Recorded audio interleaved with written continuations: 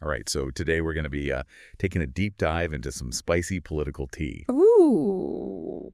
Andrew Tate, um, the king of controversy, is making a bid for the UK's top job. You're not kidding. Yeah, with his like totally new BRUV party. BRU? Yeah, BRUV. It stands for Britain Restoring Underlying Values. Okay.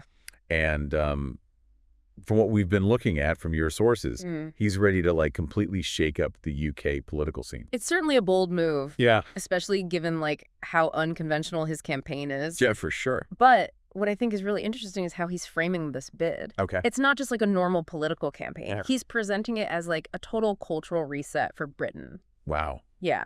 So you sent us a ton of articles and even some YouTube clips. Uh-huh. So let's unpack what exactly is this BRUV party about, Okay. and more importantly, what it could mean for the UK. Right. So this article, Andrew Tate wants to run for UK Prime Minister. Yeah. All about his BRUV party. This lays out his key policies, right? Yeah. It covers a lot of ground. Okay. Everything from leadership and crime to immigration and culture. Wow. And yeah, his approach is, Okay. well, let's just say it's anything but ordinary. All right. So not your typical politician. No, not at all. Okay. So let's start with his concept of leadership then. Okay, so he's advocating for these super strict timelines for like fulfilling campaign promises. Right. And if a leader fails to deliver on those promises, immediate resignation. Wow. It's almost like he sees leadership as like this Okay. temporary mission, a high-stakes contract with the people. So no more clinging to power. Exactly. Wow. That's definitely a different tune than what we're used to. Oh, yeah, for sure. From like typical politicians. Yeah, it really plays into his persona, too. Okay. This whole image of him being a decisive, action-oriented leader. Right. Who's not afraid to, like, risk it all, Put it all on the line. Yeah, exactly. Okay, so then there's his stance on crime. Yeah. Specifically knife crime. Right. He's proposing something pretty radical. A 247 live stream. Wow. Of convicts in solitary confinement. Really? Yeah. He's calling it a deterrent. Okay. But I can't help but think, is it effective? Right. Is it even ethical? Is it legal? Yeah. Could it even be legal? It's definitely pushing the boundaries Right. of traditional crime deterrence strategies. Yeah. I mean, would it actually work? Right. I mean, some experts say public shaming can be effective. Okay. As a deterrent, but others worry about, the ethical implications. Right. And the potential for like psychological harm to the people. Yeah. It's a very complex issue. Very complex. There's not like a simple answer. No, not at all. Definitely raises questions about a lot of questions. Yeah, the balance between punishment and rehabilitation. Absolutely. Right. And it really speaks to this larger debate about the role of the justice system in society. Like, what is it for? Is it just about punishment? Right. Or should it also aim to like rehabilitate offenders? And address the like root causes of crime, Yeah, those underlying issues exactly that lead to crime in the first place. So his immigration policy is another one that's pretty attention-grabbing. Yeah. Zero tolerance is like the name of the game. Okay. And he's even suggesting bringing in the Royal Navy to enforce it. Really? There's this quote in one of the articles where he says, "We have no obligation to save you from that boat. Wow. No matter how rough the sea." Strong words. Yeah, it's pretty strong language. It reflects a growing trend, though, Yeah. of these increasingly restrictive immigration policies all over the world, Yeah, it's a really complex issue. It is. With economic and social and humanitarian dimensions. And Tate's stance is likely to appeal to people who feel strongly about border control and national sovereignty. Exactly. It's about drawing a line in the sand. Yeah. It seems like he's tapping into a sense of like national identity. Absolutely. And that kind of strong stance can be really appealing to voters who are looking for, clear solutions in a world that feels increasingly complex and uncertain. Right. I mean, it's easier to grasp onto something that's like black and white. No, exactly. Okay, so speaking of strong stances, let's talk about his views on LGBTQ plus issues. Okay. So he's calling for eliminating what he calls LGBTQ plus propaganda from schools. Interesting. Yeah, and it kind of reminds me of Section 28 Yeah. That controversial policy from back in the Thatcher era. It does echo some of those arguments. Right. For sure. And like Section 28, it's likely to spark a lot of debate. Oh, yeah. About how LGBTQ plus individuals are represented in schools. And like what impact that has on LGBTQ plus youth. Yeah, there are definitely strong opinions on both sides. Oh, absolutely. Yeah, it's a really sensitive topic. It is. And it gets heated very quickly. Yeah. It touches on like these fundamental questions about how we approach identity and representation and inclusion. Yeah, and especially when it comes to education and young people. Especially, yeah, young people are very impressionable. Right.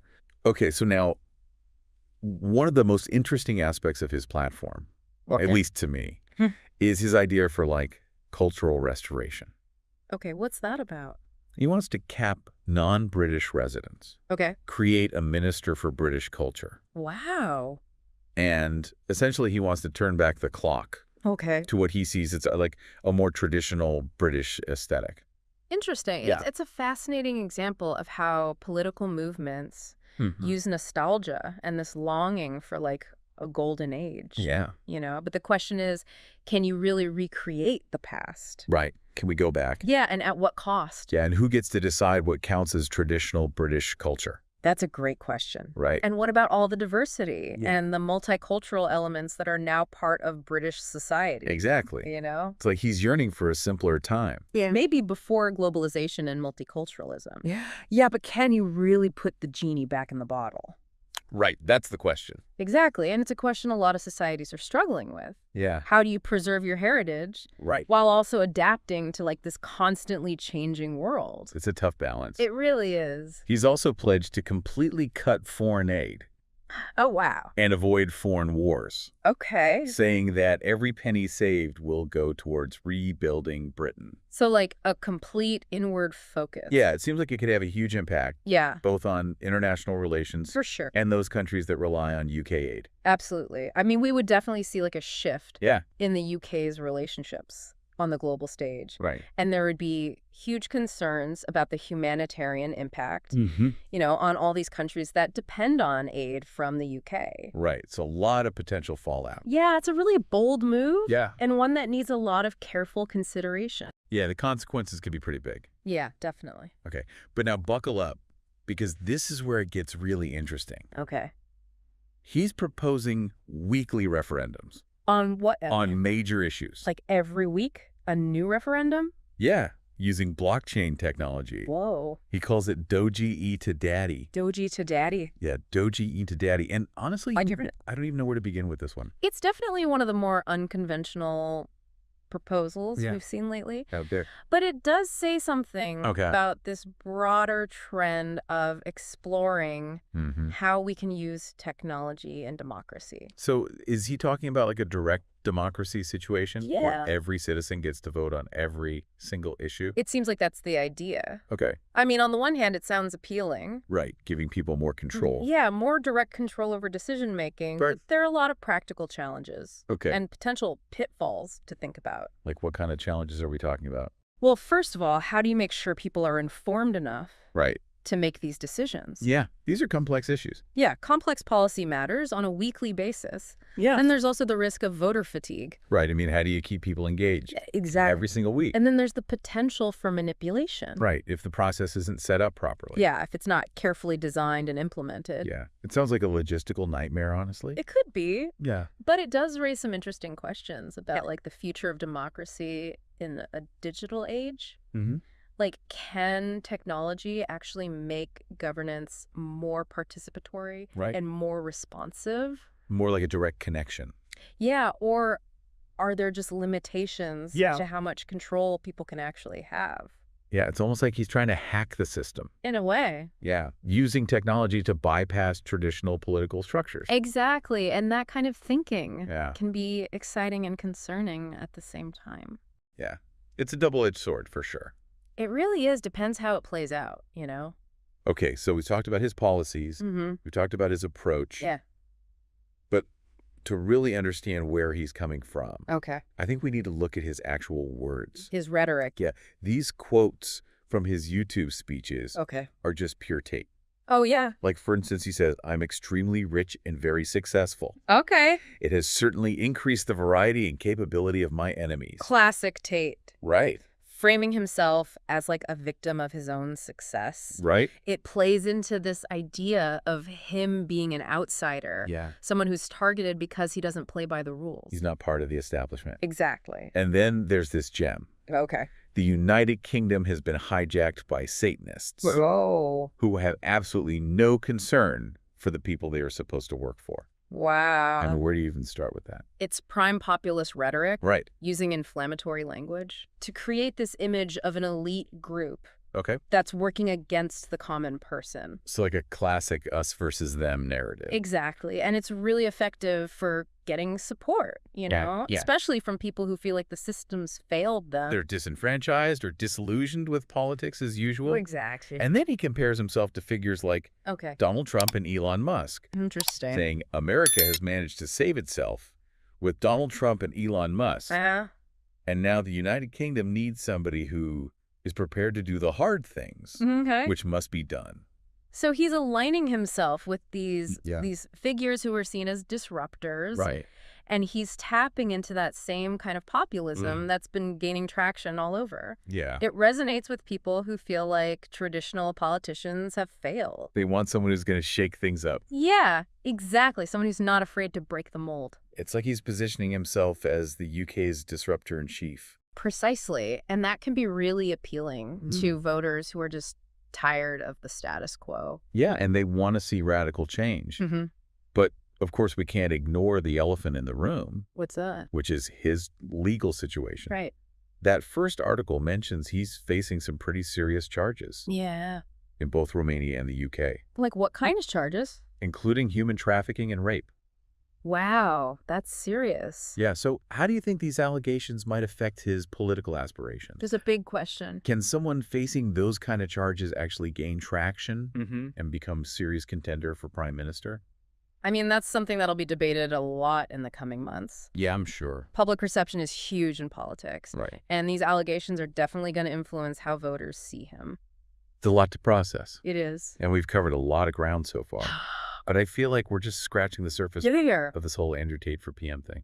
Yeah, as his campaign unfolds, it's going to be fascinating to see how he handles these legal challenges, how his message connects with the British public, and ultimately whether he can turn this unconventional bid for power into a political reality. So before we move on to the next part of our deep dive into Andrew Tate and his political ambitions, we want to remind you to subscribe and follow our channel. Yes, please do. Your support helps us keep bringing you these deep dives into the topics that matter. We appreciate it. And if you're feeling extra generous, you can support us on Patreon. The link's in the description. Yeah, the link is in the description. And don't forget to leave a comment below. Yeah, let us know what you think. We love hearing your thoughts and perspectives. Yeah, especially on these complex and controversial issues. For sure. Yeah, it's definitely a situation that's going to keep us all on the edge of our seats. Now let's go back to those YouTube transcripts for a sec. There's this part where Tate talks about how traditional politicians are totally ignoring the real issues. Okay. He says things like Keir Starmer and the other MPs refuse to show up in the House of Commons or discuss anything that matters at all. Yeah, it's that classic populist move, right? Totally. Painting the establishment as out of touch and unconcerned with everyday people's struggles. Exactly. He's playing on the frustrations of people who feel like they're not being heard. Right, like their voices aren't being represented. Yeah. By the current political system. It's a tactic we see populist figures using all over the world. All the time. Yeah. He also talks about what he calls the perma-failure. Perma-failure. Of the political class. Okay. Arguing that their consistent inability to deliver on promises will actually help him. Interesting. So it's like a reverse psychology kind of thing. Yeah. He's saying the worse things get, the more likely people are to turn to him. To an outsider. All right, someone who's promising that radical change. Yeah, it's a gamble, for sure. It is.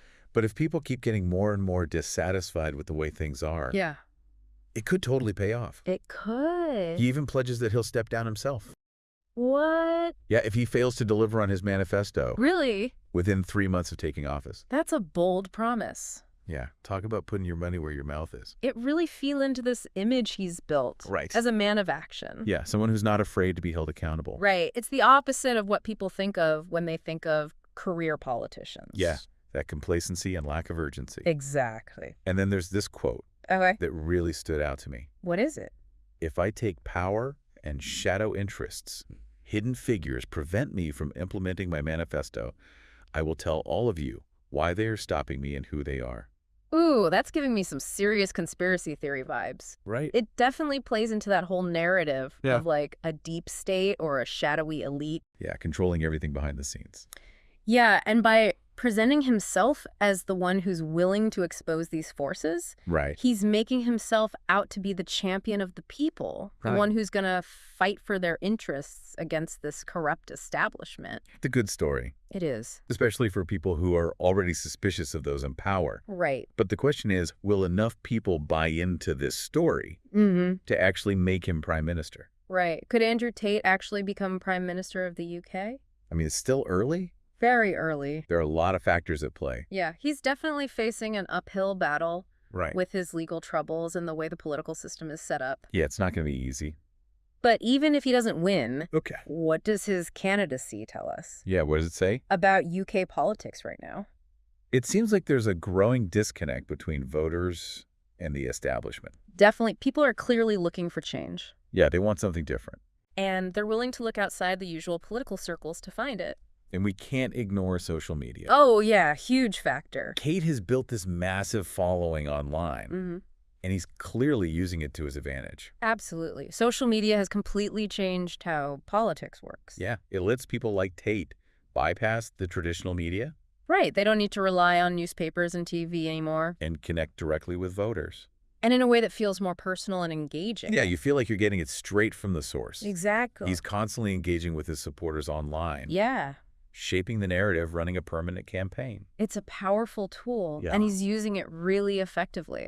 He's able to control the message completely, present himself directly to his audience. Without any filters. Yeah, no interpretations from the media. Right, it's just him and his followers.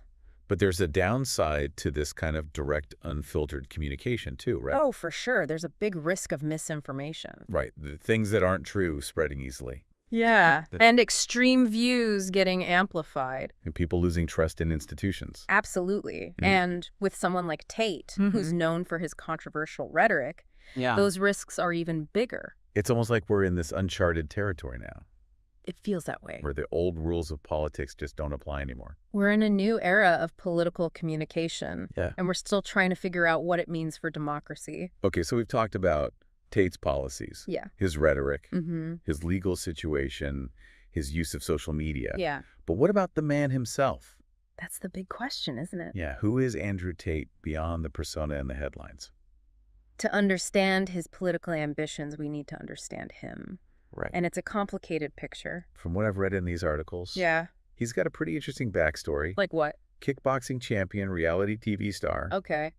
And then internet fame with his, let's just say, unique take on masculinity and success. He's a master of self-promotion and branding. Yeah, he's created this image of the alpha male, the ultimate success story. And it's clearly resonated with a lot of people. But there's a darker side to his narrative too, right? There is. The accusations of misogyny, the promotion of toxic masculinity, and then, of course, the serious legal charges. Those are definitely things we can't ignore. Yeah, they paint a troubling picture. They do. And raise questions about his character and his judgment. For sure. It's important to acknowledge that there are very different views on Andrew Tate. Absolutely. Some people see him as a charismatic leader speaking truth to power. Right. Others see him as dangerous, misogynistic, a threat to society's values. It's a divisive issue. Yeah, no doubt. And it'll be interesting to see how these different views play out as his campaign goes on. So what does all of this mean for the UK? Yeah. Is Andrew Tate a real threat to the political establishment? Or is this all just a publicity stunt? A flash in the pan that's going to disappear. Only time will tell. Right. But one thing's for sure. His entry into politics has made things very unpredictable. Yeah. UK politics is going to be interesting to watch. Definitely. And speaking of staying informed. We want to remind you to subscribe to our channel and follow us for all the latest updates. Yeah, and if you're really enjoying these deep dives and want to support what we do, you can join our Patreon community. I'll get exclusive content, behind-the-scenes stuff, and you can even chat with us directly. Yeah, the link is down in the episode description. So check it out. Your support helps us keep making these deep dives, and we really appreciate it. We do. Okay. But enough about us. Let's get back to Andrew Tate and his crazy run for Prime Minister. Okay. So before we wrap up this episode, we'd love to hear what you think about all this. Yeah, head down to the comments section and let us know. Yeah, what do you think? Do you think Tate actually has a chance at becoming Prime Minister?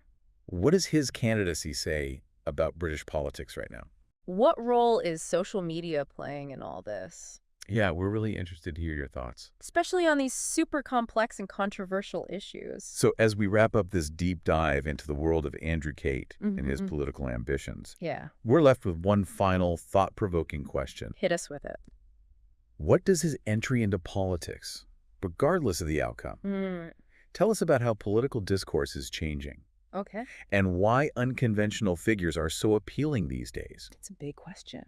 We're seeing a global shift in how people engage with politics. Definitely. There's this growing distrust of traditional institutions, this hunger for authenticity. Yeah. And people are more willing to embrace those who challenge the status quo. Right. They want someone who's going to shake things up. And in this new landscape, figures like Andrew Tate, who are great at self-promotion, who aren't afraid of controversy, and who offer simple solutions to complex problems, they can find a receptive audience. They definitely can. It's a trend that raises important questions about the future of democracy. Can traditional political systems adapt to this new reality? Right. And what are the risks and rewards of embracing these unconventional political figures? It's a conversation we need to keep having. For sure.